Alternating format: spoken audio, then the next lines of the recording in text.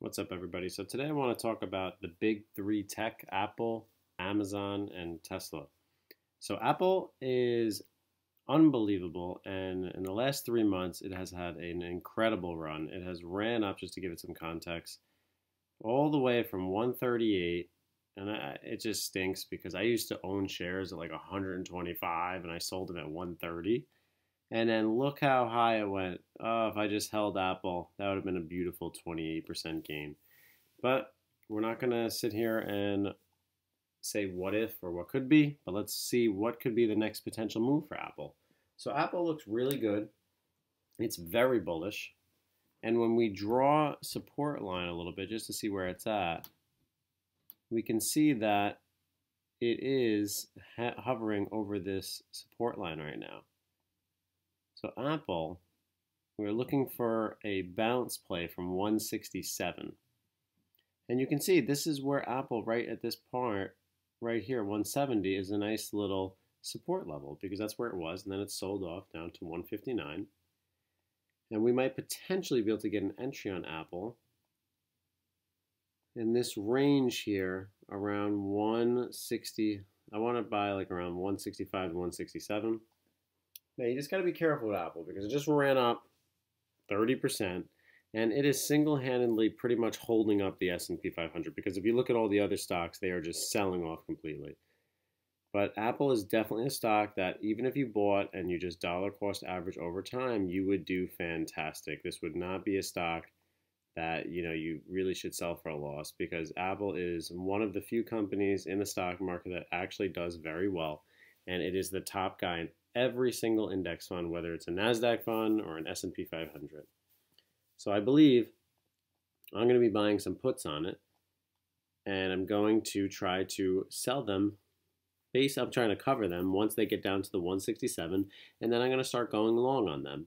Apple gives very good swings, and it's been very manipulated lately because when you look at the chart, it popped up almost like 7 to 8 points in like one day, and I've never really seen Apple move that much. If only if it did that when I was buying it, because the other day it went all the way up from like 173 all the way right back up to a high of 182 and then sold off the next day down to 172. So 10 points, that's a big drop.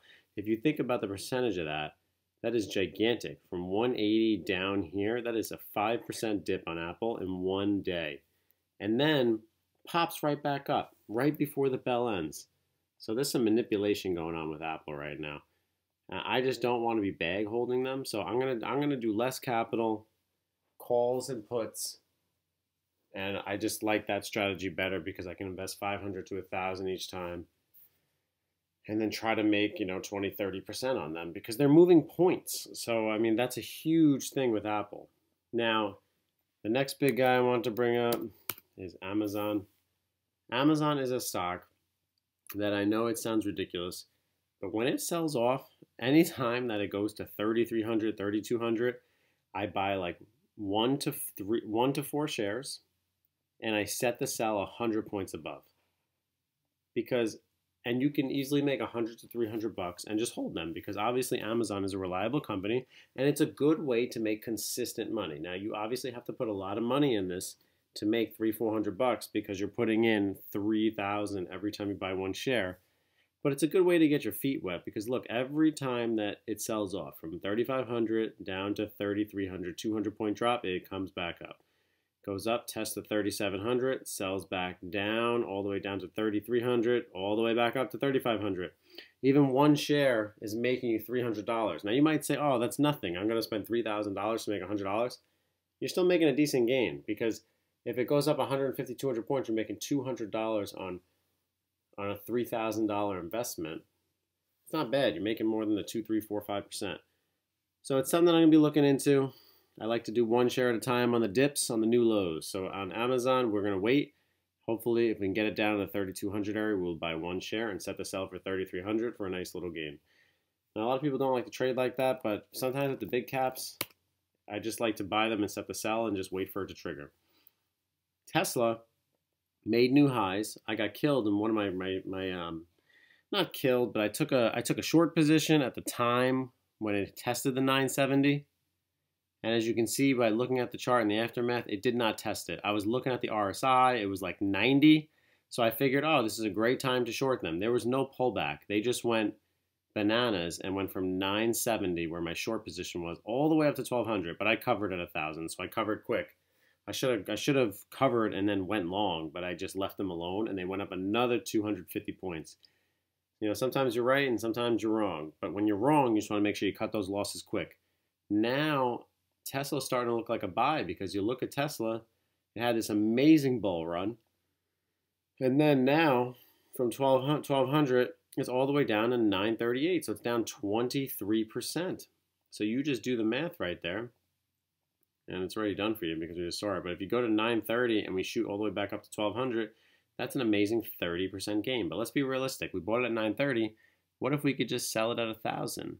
Then we can make almost 10% on our gains. So it's just something to think about. Amazon, Tesla, Amazon, Apple, they're good stocks to buy where you put a minimal investment like 10K.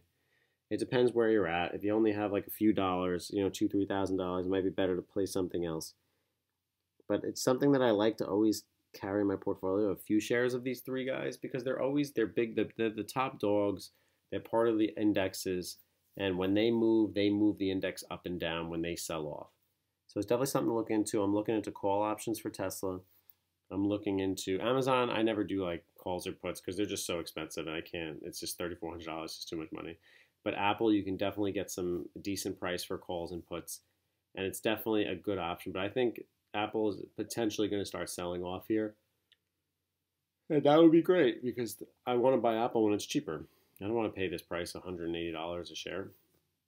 So it's definitely something to look into. But it retested 182 two times and it failed. So if it goes up a third time, we'll take a look into it and we'll see. But that will definitely be trying to buy puts.